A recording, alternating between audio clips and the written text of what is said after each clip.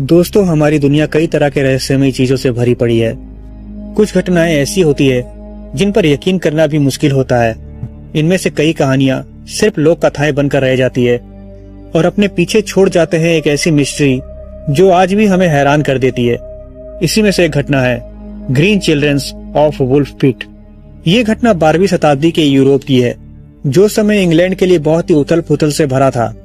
England की सत्ता के लिए कई लड़ाइयां हो रही थी और इसी बीच इंग्लैंड के सफोक नाम के गांव से एक ऐसी घटना निकलकर सामने आई जो आज भी हैरान कर देने वाली है। इंग्लैंड के इस छोटे से गांव में बहुत ही कम लोग रहा करते थे और उनका मुख्य पेशा खेती करना और मवेशी चराना था।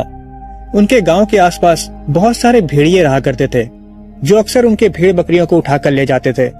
जिससे बचने के लिए उन्होंने भेड़ियों के लिए कई गड्ढे खोद कर रखे थे जिन्हें वुल्फ पिट कहा जाता था। ऐसे ही एक साधारण दिन में कुछ गांव वाले उस वुल्फ पिट के पास से गुजर रहे थे। तभी उन गांव वालों को उस गड्ढे से कुछ बच्चों की आवाजें सुनाई दी। जब गांव वालों ने उस गड्ढे के पास जाकर देखा तो वो लोग दंग रह गए। उस गड्ढे के अंदर दो छोटे बच्चे, एक लड़का और एक लड़की, मदद के लिए पुकार रहे थे। लेकिन ये कोई आम बच्चे नहीं थे। इनके शरीर का रंग पूरी तरह से हरा था और उन दोनों ने काफी अजीब तरह के कपड़े पहने थे। वो दोनों मदद के लिए पुकार तो रहे थे मगर उनकी भाषा को कोई समझ नहीं पा रहा था, क्योंकि वो दोनों बिल्कुल अलग तरह की एक भाषा में बात कर रहे थे। लोग उन दोनों बच्चों को देखकर काफी हैरान और डरे हुए भी थे, लेकिन फिर भी उन लोगों ने उन दोनों बच्चों को उस गड्ढे से बाहर निकाल लिया। काफी पूछताछ करने के बाद भी उन दोनों बच्चों के बारे में कुछ पता नहीं चल सका।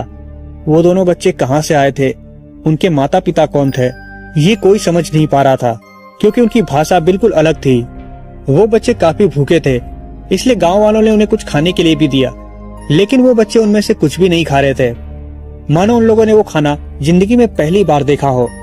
कई दिन बीत गए लेकिन वो बच्चे कुछ भी नहीं खाना चाहते थे, जिससे वो धीरे धीरे बीमार पड़ने लगे। लेकिन एक दिन उन बच्चों ने बीन्स को देखा और वो तुरंत उसे कच्चा ही खाने लगे। गांव वाले ये सब देखकर हैरान थे, लेकिन अब उन्हें इस बात की संतुष्टि थी कि कम से कम ये बच्चे कुछ खा तो रहे हैं। समय बीतने लगा और ये बच्चे धीरे धीरे बड़े होने लगे। उस गांव के एक अमीर आदमी ने उन दोनों बच्चों को गोद भी ले लिया। धीरे धीरे उन बच्चों ने इंसानों की तरह ही खाना खाना भी शुरू कर दिया और वो धीरे धीरे इंसानों की लैंग्वेज भी सीख रहे थे। लेकिन वो छोटा लड़का काफी बीमार रहने लगा और एक दिन अचानक से उसकी मौत हो गई। हालांकि वो लड़की अब काफी बड़ी हो चुकी थी और उसने पढ़ना लिखना भी सीख लिया था। लोग अक्सर उससे पूछते थे कि उसका नाम क्या है और वो कहाँ से आई है। उस लड़की ने बताया कि वो सेंट मार्टिन्स लैंड में रहा करती थी, जो जगह पूरी तरह से अंधेरे से ढकी थी और सूरज कभी कभी ही बाहर आता था।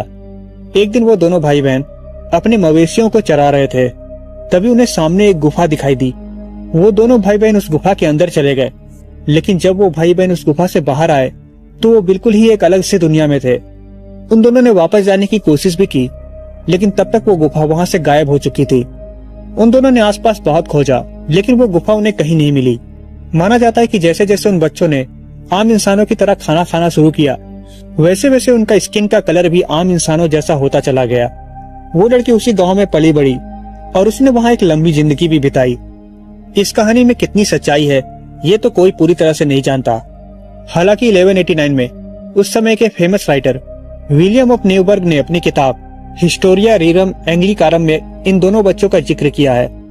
इसके अलावा 1220 ईस्वी में राल्फ ऑफ कोगेसेल ने अपनी किताब क्रोनिकॉम एंजेलिकनम में भी इसका जिक्र किया है, जिसे इस घटना का ज्यादा पक्का सबूत माना जाता है, क्योंकि इन्हें इस घटना के बारे में उसी इंसान ने बताया था जिस इंसान ने इन दोनों बच्चों को गोद लिया था, जिसका नाम रिचर्ड डी केन था।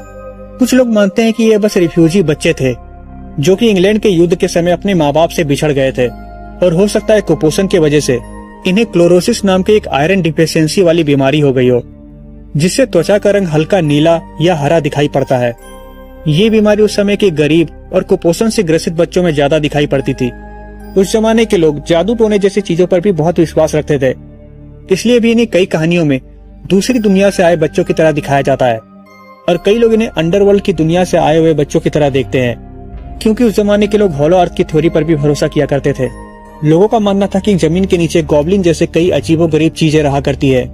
हालांकि आज के नए जमाने के थ्योरिस्ट ये भी मानते हैं कि शायद वो गुफा उनके लिए एक पोर्टल की तरह था और शायद ये बच्चे हमारी दुनिया के थे ही नहीं, बल्कि वो किसी दूसरी दुनिया से हमारी दुनिया में गलती से टेलीपोर्ट हो गए थे, जिसके बाद वो पोर्टल बंद हो गया और वो वापस अपनी दुनिया में नहीं जा सके। हालांकि असली सच्चाई आज तक हमसे छुपी हुई है। वो कोई एलियंस थे, या अंडरवर्ल्ड की दुनिया से आए हुए बच्चे, या फिर बस किसी बीमारी की वजह से उनका रंग हरा था। आपको क्या लगता है, इनमें से कौन सी थ्योरी ज्यादा सही हो सकती है?